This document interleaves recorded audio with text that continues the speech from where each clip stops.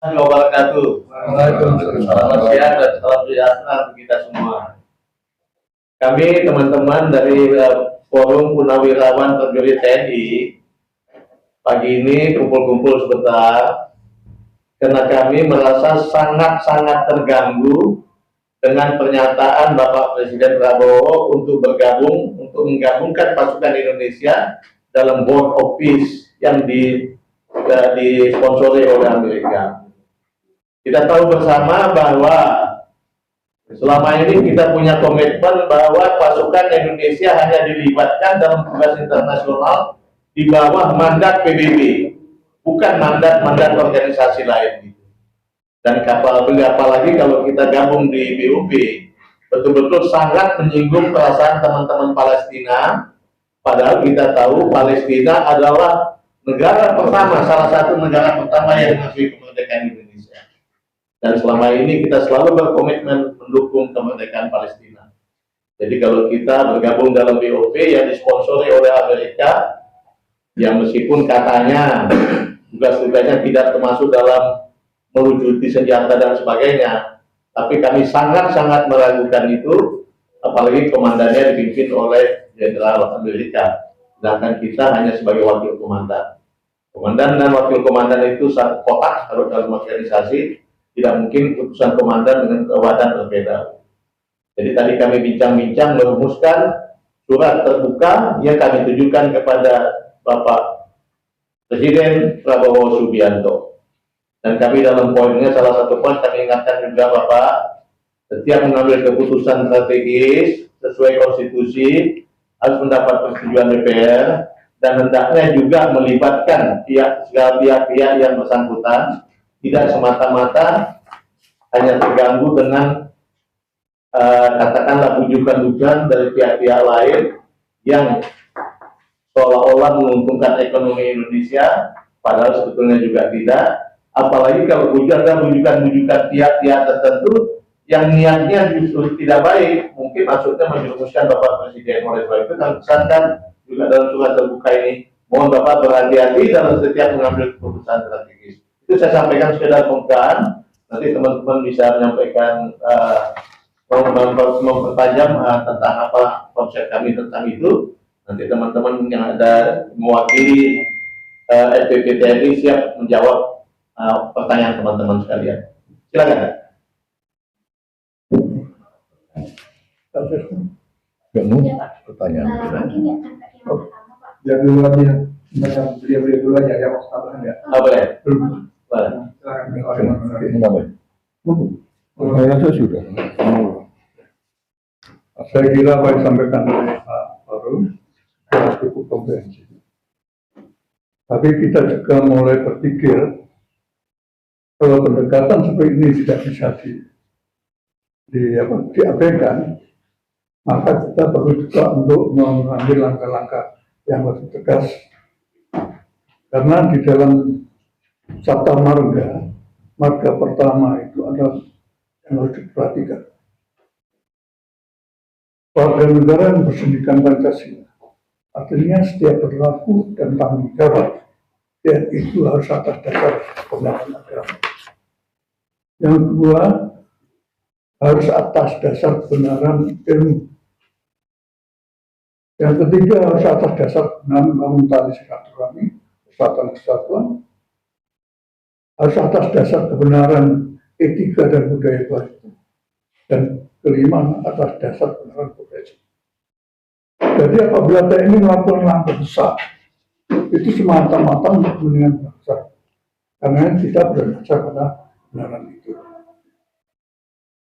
Negara ini sudah diambang pintu kehancuran.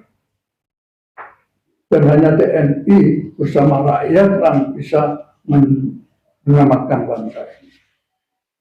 Oleh itu saya himbau juga kepada seluruh rakyat Indonesia, bangkit bangun negaramu dalam posisi yang mengkhawatirkan. Ya. Saya kira itu saja tambahan dari saya. Terima kasih. Langsung aja mungkin ada tanya. Nah, sudah lengkap penjelasannya. Ada tambahan lagi, Bapak? Silakan. Kalau tidak ada langsung. Kalau ada pertanyaan aja. Tanya ya. Boleh ya. Ya. kasih Bapak-Bapak Jenderal. Ada dugaan Bapak-Bapak bahwa Prabowo ini kan nggak dapat akses informasi dengan baik. Termasuk dalam soal BOP ini ada dugaan. Jadi Bapak-Bapak bisa mengkonfirmasi. Ini bagian dari upaya yang disebut Pak Jenderal Farul tadi, kelompok lain yang menjerumuskan atau menjebak. Nah, sebagai Bapak menyebut ini bagian dari upaya geng Solo, saya langsung aja, untuk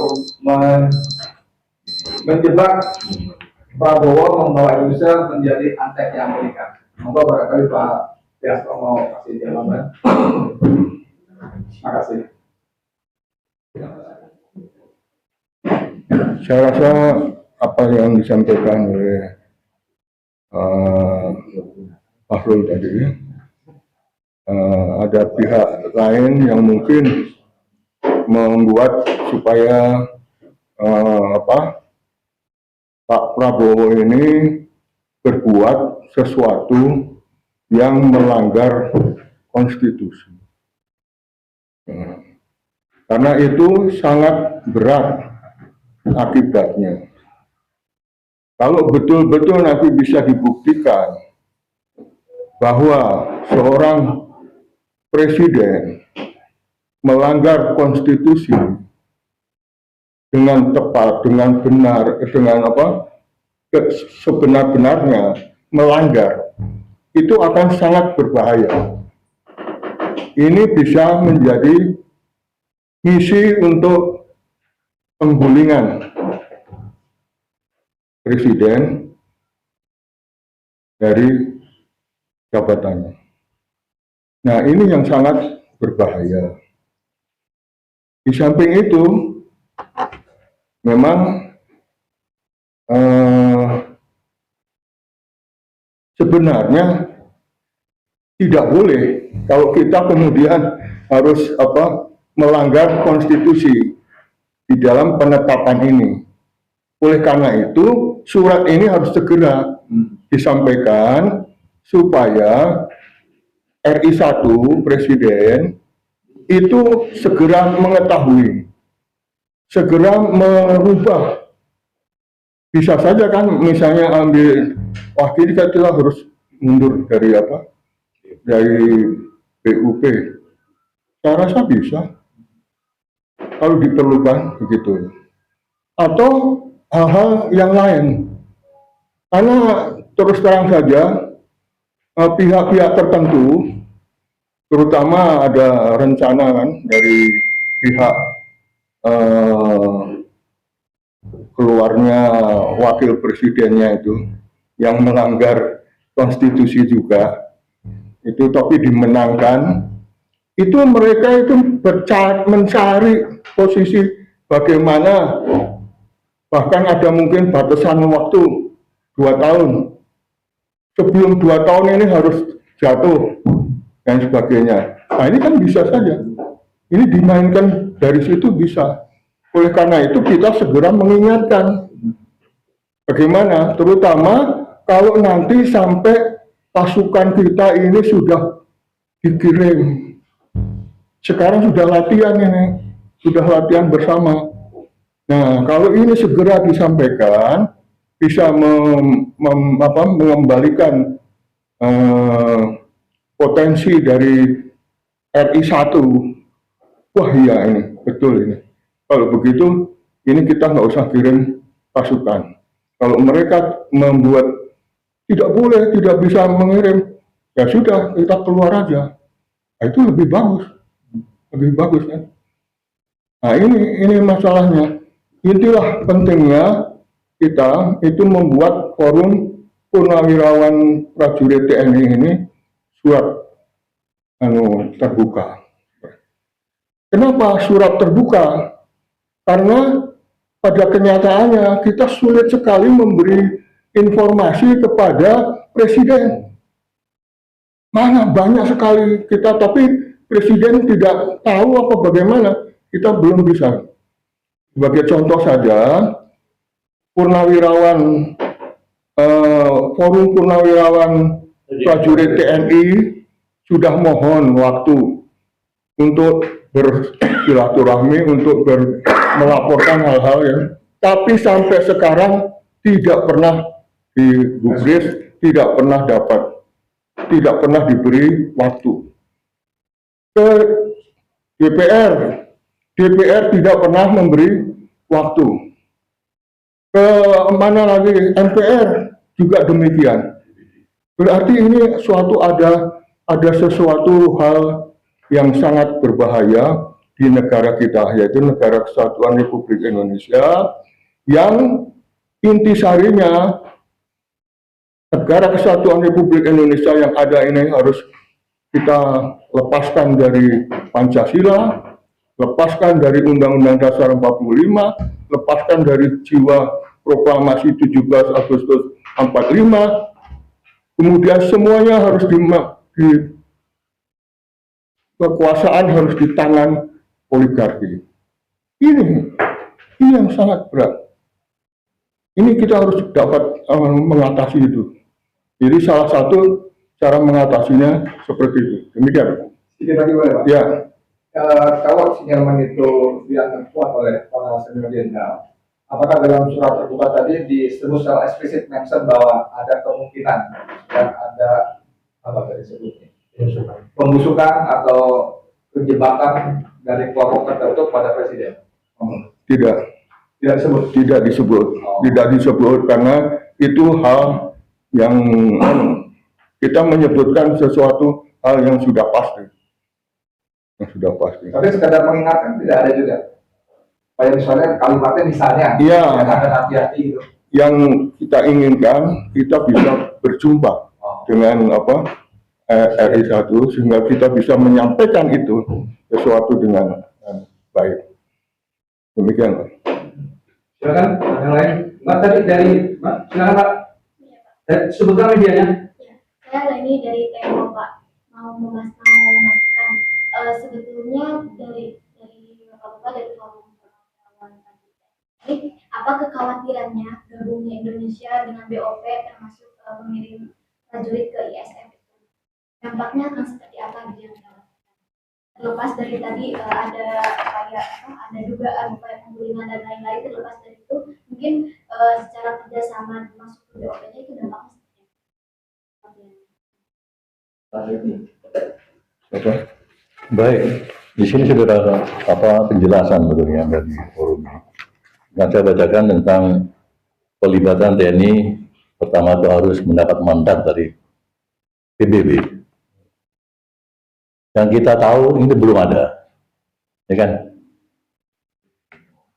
Karena pengiriman pasukan TNI ke luar negeri tidak dalam rangka mandat PBB itu implikasi sangat jauh. Apalagi nantinya akan dampaknya akan mengkikis posisi Indonesia sebagai negara independen. Yang kedua juga menimbulkan persepsi keberpihakan dalam konflik yang sangat sensitif dan mengurangi posisi moral Indonesia di dunia internasional. Kita dari awal kan sudah mendukung Palestina sebenarnya. Kenapa kita harus bersama-sama para perebut Palestina yang didalangi oleh Israel? Kenapa kita bergabung ke pasukan sana, ke misi itu, BOP itu? Itu sangat tidak masuk akal. Makanya kita masih mengharapkan lembaga-lembaga negara kita ini seperti DPR, MPR itu ikut mempermasalahkan masalah ini, bukan hanya diam aja, karena merupakan tanggung jawab penugasan keluar itu adalah di samping persetujuannya dari DPR juga ada mandat dari PBB. Itu kita harapkan dari institusi kenegaraan kita. Yang berikutnya juga akan mencederai kehormatan TNI yang selama ini dianggap yang dikenal sebagai profesional dalam misi PBB. Karena tidak lagi seperti dari Hamas saja menyampaikan, jangan sampai masuk ke Gaza. Kalau masuk ke Gaza berarti itu berlawanan dengan kami. Itu kan mencederai posisi profesionalisme dari TNI sendiri. Karena itu tambahan dari saya, kenapa kita sangat menolak memberikan masukan kepada Bapak Presiden agar sadar diri, dan juga kepada perangkat kelembagaan negara ini agar bertindak, tidak hanya diam seribu bahasa semacam ini. Terima kasih. Pak, untuk surat terbuka bisa dirasakan? Nah. Untuk surat terbuka, isinya bisa dirasakan? Sementara masih disusun. Memang kita harus yang cukup berhati-hati, jangan sampai ada kata-kata yang tidak sesuai dengan yang diharapkan. Maksudnya baik, tapi kalau penyampaiannya kurang, mungkin akan tidak baik juga hasilnya. Ini sudah sebutkan media. Saya Michael dari Semarang, Pak. Kalau saya tidak salah, tahun lalu sudah memberikan surat kepada DPR RI dan Presiden berisi 8 poin. Kira-kira surat tersebut sudah ada yang ditindaklanjuti belum, Pak? Saran 8 itu. Dan apakah karena dari surat itu ini adalah follow up dari surat pertama tersebut? Saya kira rekan-rekan dari media sudah tahu kan, bahwa sudah dikirim, tidak ada tindak lanjutnya dari pemerintahan, dari presiden, terusnya. Itu semua sudah tahu ya.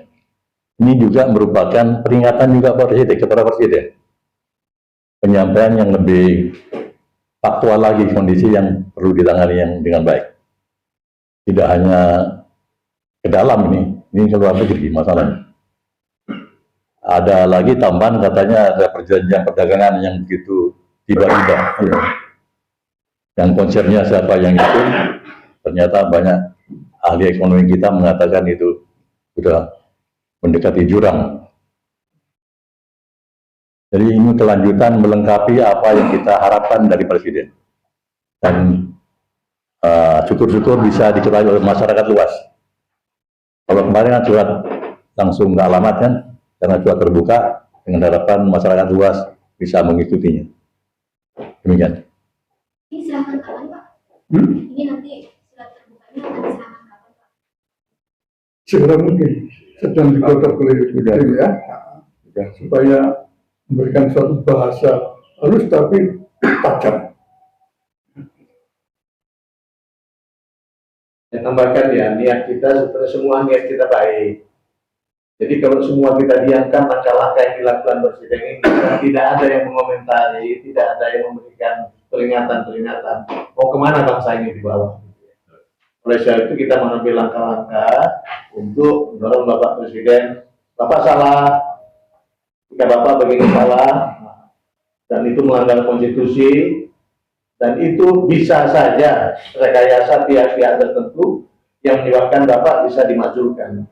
Jadi Bapak harus waspada sekali, jangan sampai terbawa oleh ambisi pribadi, kemudian menjerumuskan bangsa ini ke dalam kancah yang merugikan bangsa, dan itu sangat diharapkan mungkin sekali oleh pihak-pihak tertentu yang ingin Bapak jatuh.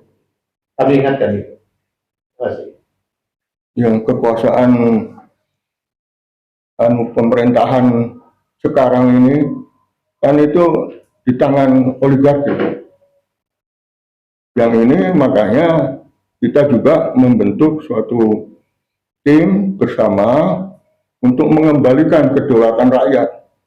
Ini sangat penting.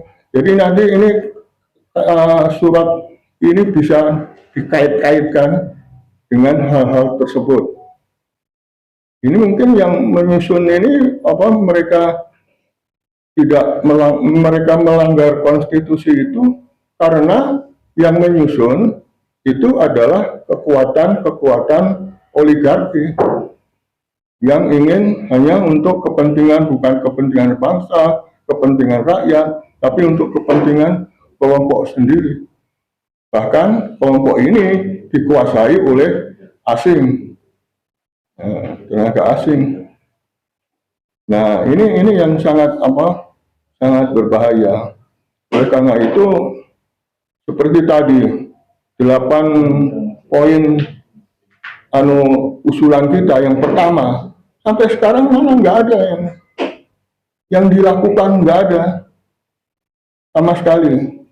IKN ini kalau jangan sampai kita mengusulkan IKN itu dihentikan, tapi ternyata sekarang masih mau dilanjutkan terus kegiatan-kegiatan pemerintahan ada di sana, ya kan? Kemarin itu ada acara-acara dilaksanakan di sana, acara keagamaan dan sebagainya. Padahal itu yang dimainkan itu rakyat bayaran semua. Rakyat bayaran itu bukan rakyat sendiri, bukan rakyat yang punya tanah di sana. Nah, ini hal-hal yang seperti inilah yang harus kita hilangkan. Kita kembalikan hak kekuasaan pemerintahan itu, negara itu ada di tangan rakyat. Saya boleh nyambung jawaban Pak Farur ya. Pak Farur mengingatkan bahwa Pak Presiden, Anda sedang diarahkan, digiring yang bisa berujung pada pemajuan. Nah, kalau melihat realita DPR sekarang kan sudah hampir nyaris menjadi tukang stempel pemerintah. Padahal mekanisme pemajuan seperti konstitusi pasal 7A dan seterusnya itu kan lewat DPR awalnya.